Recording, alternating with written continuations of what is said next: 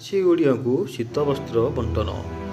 ଯାଜପୁର ଜିଲ୍ଲାର ଦଶରଥପୁର ବ୍ଲକ ଅନ୍ତର୍ଗତ ବାବୁଲପୁର ସ୍ଥିତ ଦେଶର ଅଗ୍ରଣୀ ସମାଜ କଲ୍ୟାଣକାରୀ ଲୋକ ସଂଗଠନ ଚିନ୍ମୟ ଫାଉଣ୍ଡେସନ ଓ ଫାଉଣ୍ଡେସନ ଦ୍ୱାରା ପରିଚାଳିତ ମଙ୍ଗଳପୁର ସ୍ଥିତ dolphin dance school and group ପକ୍ଷରୁ ଆଜି 281ତମ ଦିବସର କରୋନା ସଚେତନତା କାର୍ଯ୍ୟକ୍ରମ ଓ ରିଲିଫ ବଣ୍ଟନ ଅବସରରେ ବାହାର ରାଜ୍ୟରୁ ଯାଜପୁର ଜିଲ୍ଲାର ବିଭିନ୍ନ ଅଞ୍ଚଳକୁ ଦାଦନ ଖଟିବାକୁ ଆସିଥିବା ପ୍ରବାସୀମାନଙ୍କୁ ମାସ୍କ, ସାବୁନ, ସାନିଟାଇଜର ଓ ORS ବ୍ଲିଚିଂ ପାଉଡର ସହ ଶୀତବସ୍ତ୍ର, ମଶାରୀ ଓ କମ୍ବଳ ଆଦି ବଣ୍ଟନ କରାଯାଇଥିବାର ଦେଖିବାକୁ ମିଳିଥିଲା।